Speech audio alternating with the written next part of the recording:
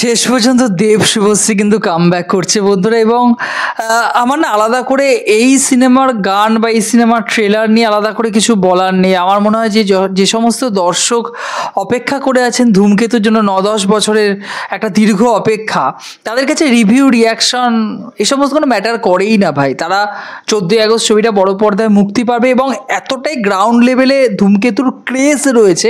দেবের ছবির এমনিতেই দেব প্রচার ভালো করেন গ্রাউন্ড লেভেলে দাঁড়িয়ে, কিন্তু এতটাই ক্রেজ। আমি ট্রেনে আসছি একটা অজপাড়াগা থেকে একদম শহরের দিকে যাচ্ছি বা শহর থেকে অজপাড়াগার দিকে যাচ্ছি, ট্রেনে আলোচনা হচ্ছে ধূমকেতু কবে রিলিজ করবে আমরা দেখতে যাব, ফেসবুকে আলোচনা হচ্ছে ধূমকেতু দেখতে যাব, বন্ধুদের মধ্যে আলোচনা হচ্ছে ধূমকেতু দেখতে যাব, দেব শুভশ্রীকে একসাথে দেখব, বিভিন্ন পড়ার ব্যাচে আলোচনা হচ্ছে দেব শুভশ্রীর ছবি আসছে, ধূমকেতুর প্রথম গান রিলিজ করে আজকে জানিস, টিজারটা দেখেছিস, ছবিটা কিন্তু দেখতে যাবো, সবাই রেডি হয়ে থাক।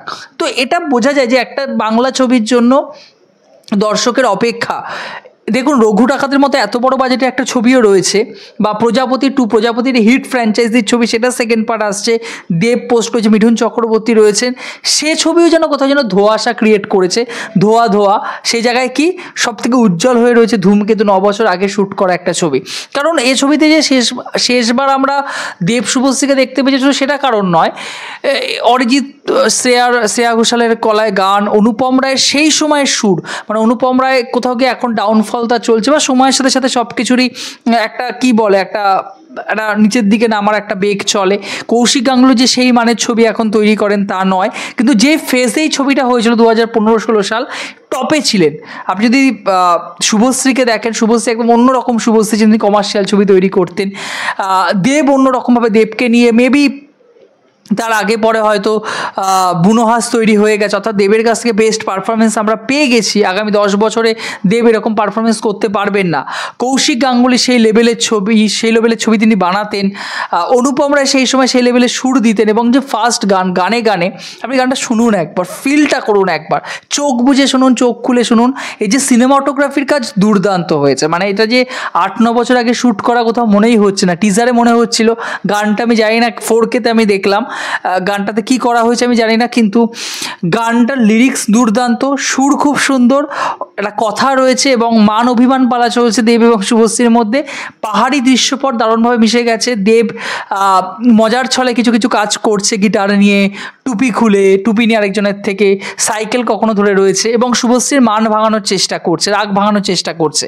এবং শুভশ্রীর শেষ মোমেন্টটিকে আপনি গানটা শুনবেন, শেষ মোমেন্টে শুভশ্রী ঘুরে দাঁড়ায় এবং সে নিজের গলায় গানটা গায় এবং তাদের মধ্যে যে সম্পর্কটা আবার এক হয়ে যায়, মান অভিমানের পালাটা শেষ হয়। এই যে গোটা জার্নিটা, এই গানটার মধ্যে কি বিশাল কিছু রয়েছে, বা মানে গানের যে সিনেমাটোগ্রাফির কাজ বা কোরিওগ্রাফি কি সেরকম বিশাল কিছু তা তো নয়, কিন্তু এই যে পুরোনো টাইপের ছবি বা পুরোনো দিনের গানের পুরোনো যে অ্যাঙ্গেল রাখা হয়েছে, বা এই যে মান অভিমান পালা ভাঙানোর চেষ্টা দেবের শুভশ্রীর আগে অনেক ছবিতে আমরা দেখেছি, কিন্তু সেটা যেন কোথাও গিয়ে নস্টালজিক ব্যাপারটা আমাদেরকে করে তুলছে।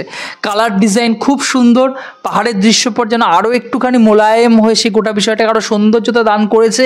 দেব শুভশ্রীর কেমিস্ট্রিটা তো দুর্দান্ত ছিল, এক্সপ্রেশন, তাদের তাকানো, মান অভিমানের পালা, সমস্ত কিছু মিলিয়ে যেন আলাদাই একটা জিনিস দেখতে লাগছে।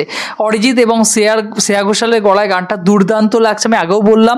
এবং সব থেকে যেটা ভালো লাগছে সেটা হলো না, একটা ফিল গুড ব্যাপার রয়েছে। গোটা গানটা শোনার পর আপনি শুনতেই থাকবেন। ওই ফিল গুড ব্যাপারটা কিন্তু বহুদিন বাংলা ছবির গানের ক্ষেত্রে আমরা পাচ্ছিলাম না। এখনকার গান কোথাও যেন আসছে যাচ্ছে, কখন আসছে কখন চলে যাচ্ছে আমরা ধরতেও পাচ্ছি না। কিন্তু এই গানটা আমার মনে হয় দর্শক বা শ্রোতাদের মনে কিন্তু দীর্ঘ সময় একটা প্রভাব ফেলে রাখবে। যাই হোক, সব কিছু মিলিয়ে আমার কিন্তু ধূমকেতুর টিজার বলুন বা ফার্স্ট সং বলুন দারুণ লেগেছে। আমি এক্সাইটেড হয়ে রয়েছি 14ই আগস্ট বড় পর্দায় ফার্স্ট ডে ফার্স্ট শো দেখে আমি আপনার সাথে রিভিউ শেয়ার করব, এবং দেব শুভশ্রী আবার একসাথে, এটা কিন্তু জাস্ট ভাবা যায় না। আপনাদের কি মতামত, প্রথম গান আপনাদের কেমন লেগেছে কমেন্ট বক্সে জানাতে ভুলবেন না বন্ধুরা। ভিডিওটি ভালো লাগলে এখন ইনফরমেটিভ ভিডিও পেতে চ্যানেলটিকে সাবস্ক্রাইব করে পাশে থাকতে হবে। জয় হিন্দ।